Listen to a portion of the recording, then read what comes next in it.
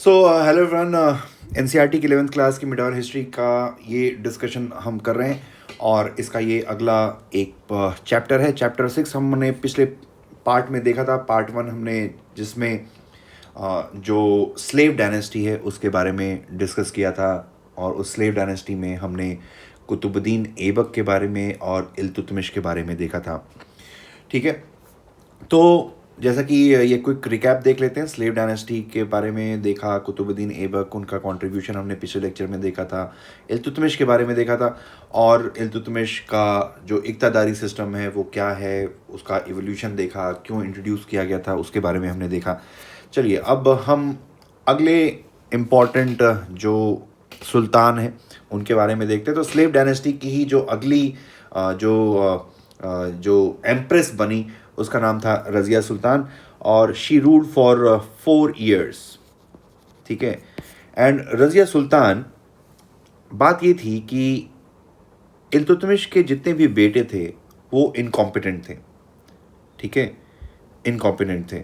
जैसे इल्तुतमिश के मरने के बाद रकुनुद्दीन फिरोज़ गद्दी पर बैठा, लेकिन रकुनुद्दीन फिरोज़ इतना ज़्यादा इनकॉम्पिटेंट था कि रज़िया सुल्तान को इल्तुतमिश ने अपना वारिस घोषित किया और इस तरीके से रज़िया सुल्तान हिंदुस्तान की पहली और आखिरी मुस्लिम वुमेन रूलर बनी।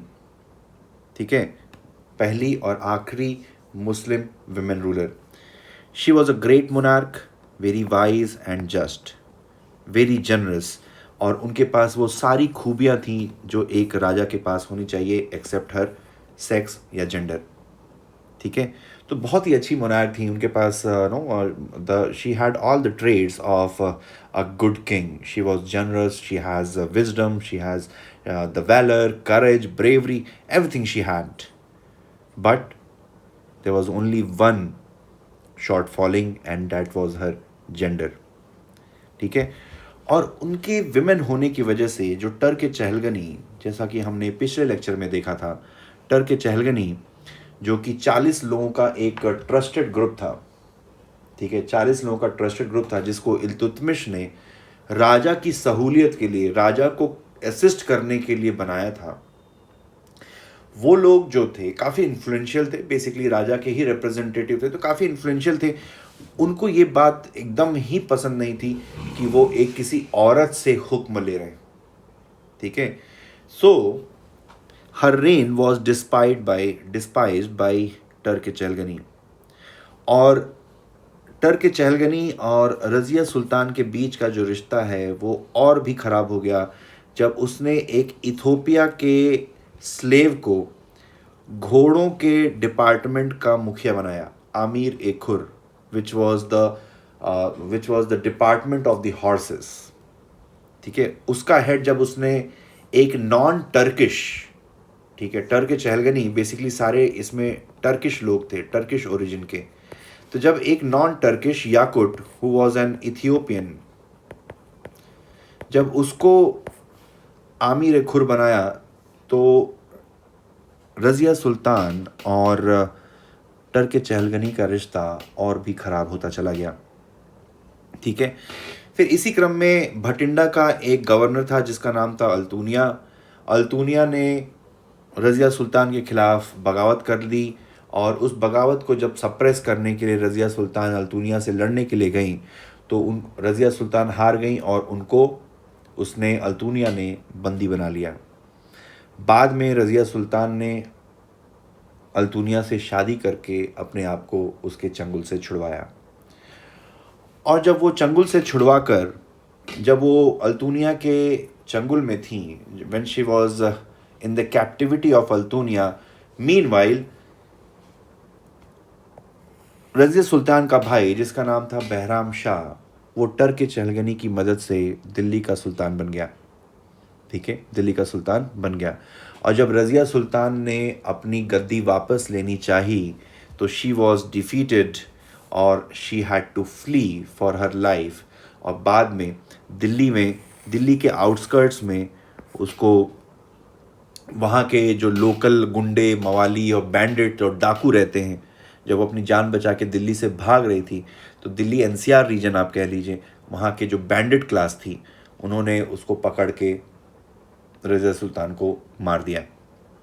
बाद में जो बहराम शाह जो गद्दी पर बैठा था, जो रज़िया सुल्तान का भाई था, उसको उसके खुद की आर्मी ने जान से मार दिया। ठीक है।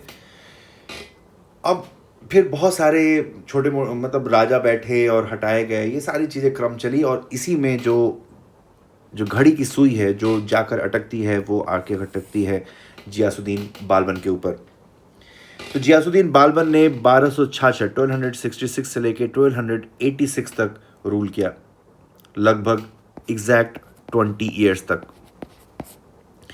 और जब जियासुद्दीन बालबन गद्दी पर बैठा तो उसने सेकंड इलबारी डायनेस्टी को एस्टैब्लिश किया। सेकंड इलबारी डायनेस्टी हमने पिछले लेक्चर में देखा था कि चूंकि बालबन जो है इल्तुतमिश से ब्लड लिनिएज में एसोसिएटेड नहीं था, बालबन स्लेव था। He was the member of Turk Chahalgani. ठीक है, टर्क चहलगनी का मेंबर था, तो ब्लड लिनिएज से नहीं था। इस वजह से जब बालबन गद्दी पर बैठा तो जब बालबन गद्दी पर बैठा तो उसको हम सेकंड इलबारी डायनेस्टी बोलते हैं। ठीक है, चलिए आगे देखते हैं। बालबन का नाम उलुग खान भी था। तो देखिए, उलुग खान एक टाइटल है, उलुग का मतलब होता है ग्रेट खान। ठीक है, आप देखेंगे मोहम्मद बिन तुगलक को भी उलुग खान बोला जाता था। ठीक है, तो बहुत ज़्यादा कंफ्यूज नहीं होंगे, उलुग खान एक टाइटल है, द ग्रेट खान। ठीक है, तो स्टार्टिंग में अगर आप देखें तो जियासुद्दीन बालबन सुल्तान नसीरुद्दीन मोहम्मद का नायब था। नायब का मतलब होता है डेप्यूटी। ठीक है, मतलब सेकंड इन कमांड। ठीक है, सेकंड इन कमांड। और नसीरुद्दीन मोहम्मद बहुत ही छोटा था, he was a very young. तो आप समझ सकते हैं कि he was basically a kind of he was kind of no de jure king, और डिफेक्टो किंग जो है बालबन ही था। ठीक है, और इसी वजह से क्या हुआ कि सुल्तान जो है अपनी जान गंवा बैठता है, नसीरुद्दीन मोहम्मद मर जाता है और बालबन गद्दी पर बैठता है। कुछ हिस्टोरियंस का ऐसा मानना है कि बालबन ने ही यंग सुल्तान नसीरुद्दीन मोहम्मद को जहर देकर, पॉइजन करके मौत के घाट उतारा था। ठीक है, तो खैर अब ये है कि राजा जो है मर जाता है, जो यंग राजा है, और बालबन जो कि सेकंड इन कमांड था, तो ऑब्वियस सी बात है वो वापस से गद्दी पर जो बालबन है वो गद्दी पर एक्चुअली बैठ जाता है। अभी तक तो डिजूरे था, अब डिफेक्टो रूलर बन जाता है। और जब वो गद्दी पर बैठता है तो उसके सामने सबसे बड़ा जो चैलेंज था वो था जो ये टर्क चहलगनी है। ठीक है, जो अनरूली नोबिलिटी, नोबिलिटी का मतलब होता है जो जितने भी सीनियर रैंकिंग गवर्नमेंट ऑफिसर्स हैं, वो जिनका एक्चुअल काम था राजा को मदद करना एडमिनिस्ट्रेशन के लिए, अब क्या था कि वो एक सेपरेट पावर ग्रुप बन गए थे। ठीक है, तो ये जो टर्क चहलगनी है वो राजा को असिस्ट ना करके बेसिकली वो क्या करने लगे थे कि they emerge as a parallel centre of power.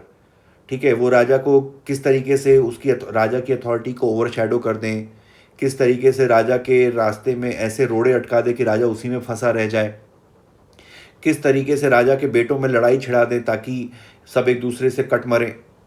ठीक है, तो ये Turk Chahalgani they gradually emerge as a parallel centre of power and they started overshadowing the authority of the king.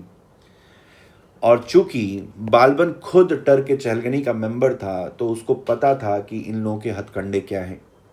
इस वजह से जब वो गद्दी पर बैठा तो उसने सबसे पहले टर्क चहलगनी यानी कि दिल्ली सल्तनत की नोबिलिटी को सबक सिखाने की सोची। ठीक है, सबक सिखाने की सोची। और इसी वजह से अगर आप देखें तो बालबन के समय पर उसने अपने एम्पायर को एक्सपेंशन की तरफ न फोकस करके राजा की पावर को कंसोलिडेट करने के ऊपर ज़्यादा एम्फसाइज किया। उसको पता था कि जो असल दुश्मन है राजा का, वो कहीं कोई दुश्मन राजा नहीं है, बल्कि उसके ही जो नोबल्स हैं, जो टर्क चहलगनी है, वो उसके असली दुश्मन हैं। इस वजह से उसको ये क्लियर रियलाइजेशन थी कि अगर उसे सही तरीके से शासन करना है तो पहले टर्क चहलगनी जो बेलगाम हो रखे हैं उनके ऊपर लगाम कसना। अब बालबन गद्दी पर जब बैठा तो उसने कुछ इनिशिएटिव्स लिए। उन सारे इनिशिएटिव्स को एक एक करके देखते हैं। तो सबसे पहला इनिशिएटिव था to control the power of nobility यानी टर्क चहलगनी। इसी वजह से उसने जितने भी एक्शंस लिए, जितने भी इनिशिएटिव्स लिए, उनका सिर्फ और सिर्फ एकमात्र मकसद था अनरूली नोबिलिटी के ऊपर, बेलगाम नोबिलिटी के ऊपर लगाम कसना। तो उसने एक सेंट्रलाइज्ड एडमिनिस्ट्रेटिव सिस्टम को एस्टैब्लिश किया, यानी कि जितनी भी सारी शक्तियां हैं all will be under the hand and seal of the king. फिर उसने जिल्ल इलाही का कंसेप्ट इंट्रोड्यूस किया। जिल्ल इलाही का मतलब होता है जिल यानी कि शैडो, इलाही मतलब कि भगवान यानी कि अल्लाह। उसने ये एक तरीके से ये कंसेप्ट को प्रमोट किया कि जो सुल्तान है या जो राजा है वो ईश्वर का या अल्लाह का शैडो है या उसकी परछाई है। अगर आप देखें तो इस्लामिक वर्ल्ड में ये कंसेप्ट एक नया था, क्योंकि अल्लाह, न कोई अल्लाह हो सकता है इस्लाम में, न अल्लाह के बराबर हो सकता है, ना ही उसकी कोई परछाई हो सकता है। ये जो देवपुत्र का कंसेप्ट है, डिवाइन ओरिजिन ऑफ किंगशिप, कि जो राजा है वो अल्लाह का अवतार है या उसकी परछाई है, ये इंडिया के जो राजा थे कुशान्स, उन्होंने इंडिया में इंट्रोड्यूस किया था, जिससे इन्फ्लुएंस होके बालबन ने ये कंसेप्ट अपनाया। उसके पीछे मकसद ये था कि वो ये लोगों को बतलाना चाहता था कि जो सुल्तान है वो कहीं ज़्यादा सुपीरियर है बाकी के नोबल या मेंबर्स ऑफ टर्क चहलगनी से। ठीक है, फिर अगले पॉइंट पे चलते हैं। उसने कोर्ट एटिकेट्स इंट्रोड्यूस किए। कोर्ट एटिकेट्स जैसे जमीन बोझ, पैबोज एंड सिजदा। जमीन बोझ का मतलब होता है, कोर्ट एटिकेट्स का पहले देख लेते हैं मतलब क्या होता है। कोर्ट एटिकेट्स का मतलब होता है कि how you are suppose to greet the king if you meet him, if you happen to meet him.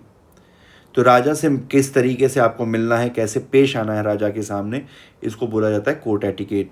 तो जमीन बोझ का मतलब होता है kissing the land, kissing the ground in front of the king, यानी कि सुल्तान अगर आपके सामने आएंगे तो आपको झुक के जमीन को चूमना है राजा के सामने। पैबोज का मतलब होता है kissing the feet of the king, राजा के पैरों को चूमना, लेट कर, झुक कर। सिजदा का मतलब होता है ऐसे, ये सिजदा का पोस्चर है जिस तरीके से नमाज पढ़ी जाती है।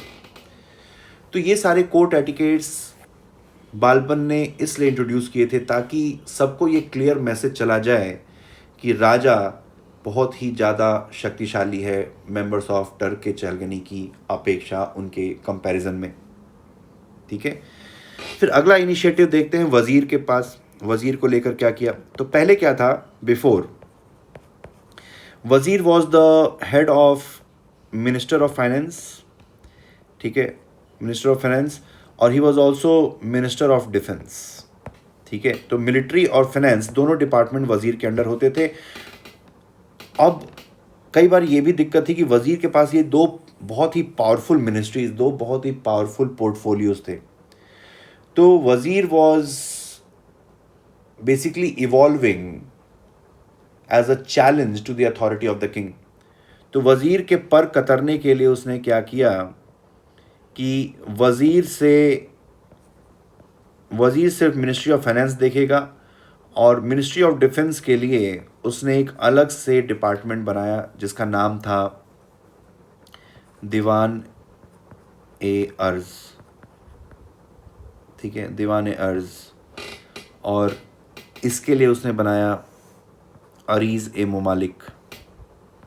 अरीज़ ए मुमालिक एक सेपरेट मिनिस्टर, MUMALIK, ताकि वज़ीर की शक्तियों को वो, वज़ीर के पर को वो कतर सके, और डिफेंस जो एक इम्पॉर्टेंट पोर्टफोलियो है उसको एक अलग आदमी को, एक अलग सेपरेट डिपार्टमेंट बनाया, दीवान अर्ज़, जिसका हेड था अरीज़ ए मुमालिक। ठीक है, अगला इनिशिएटिव देखते हैं। उसने इंट्रोड्यूस किया purity of blood policy. Purity of blood policy का मतलब होता है कि जितने भी गवर्नमेंट में अपॉइंटमेंट होंगे that will be on the basis of purity of blood line, यानी कि जो जितनी प्योर ब्लड लाइन का होगा उसी को ऊंची पोजीशन पे अपॉइंटमेंट मिलेगी, यानी मेरिट के बेसिस पे अपॉइंटमेंट नहीं मिलेगी। अगर आप उच्च कुल से हैं, if you are high born then only you will be qualified to reach to that position. अब ये क्यों इंट्रोड्यूस किया, क्योंकि बालबन देखा जाए तो एक्चुअली वो किसी बहुत ही हाई लिनिएज का नहीं था, कोई हाई बॉर्न नहीं था, लेकिन वो जनता को ये दिखाना चाहता था कि वो किसी बहुत ही एंशियंट, बहुत ही लेजेंडरी किंग के ब्लड लाइन से बिलोंग करता है। ठीक है, तो वो ये इल्यूजन क्रिएट करना चाहता था कि वो बहुत ही हाई बॉर्न है। इसी वजह से उसने purity of blood policy introduce करी। फिर he started dispensing justice with utmost impartiality, कोई भेदभाव नहीं, चाहे आप किसी के रिश्तेदार हों, किसी के चाचा हों, किसी के मामा हों, आपके मामा कुछ भी हों, ठीक है, विधायक हों चाहे कुछ भी हों, ठीक है, आपके साथ आपने जैसा कर्म किया है, अगर आपने कोई गलत काम किया तो उसको आपको उस हिसाब से सजा दी जाएगी। ठीक है, फिर देखा जाए तो हिज सन्स हिज जो फेवरेट सन था, he died while fighting the Mongols. और अपने बेटे की मौत के बाद जो बालबन है वो काफ़ी ज़्यादा दुखी हुआ और उसने एडमिनिस्ट्रेशन में, राजपाट में इंटरेस्ट लेना कम कर दिया। ठीक है, अब बालबन के रूल का आउटकम क्या हुआ? तो पहला आउटकम है कि he was finally able to eliminate the dominance of Turk-e-Chahalgani. ठीक है, टर्क-ए-चेरगनी पे उसने लगाने में उसने सफलता पाई। उसके और कुछ कंट्रीब्यूशन देख लेते हैं। तो नवरोज़ फेस्टिवल जो एक पारसी न्यू ईयर फेस्टिवल है, उसको हिंदुस्तान में लाने का काम बालबन ने किया। ठीक है, और जिस टाइप का सेंट्रलाइज एडमिनिस्ट्रेटिव सिस्टम बालबन ने इंट्रोड्यूस किया था, उसी को इस्तेमाल करते हुए अलाउद्दीन खिलजी ने एक बहुत ही स्ट्रॉन्ग दिल्ली सल्तनत एस्टैब्लिश करी। तो बेसिकली बालबन का administrative system was adopted by Alauddin Khilji, centralised administrative system was adopted by Alauddin Khilji. ठीक है, तो this was about chapter number 6 of Delhi सल्तनत। अगर आपको ये लेक्चर पसंद आया तो प्लीज़ लाइक इट, एंड आप अपने फीडबैक कमेंट में लिख सकते हो। अगर आपको नहीं पसंद आया तो वो भी बता सकते हैं। कोई भी और दिक्कत हो, अगर आपको गाली देने का मन करे कि भाई क्या है, वो भी आप you are free to share that as well. और अगर आपको ये लेक्चर अच्छा लगा, क्या चीज़ अच्छी लगी, तो प्लीज़ कमेंट सेक्शन में ज़रूर बताइए। And also try to share this lecture along with your friends so that they can also get benefited. And your likes, comment and share, और जितना भी व्यूज़ होता है, that act as a motivation for me, and I will keep making these kind of informative and utilitarian videos in coming time. So thanks for watching. You are watching Shubham at the rate IAS social channel. Thank you.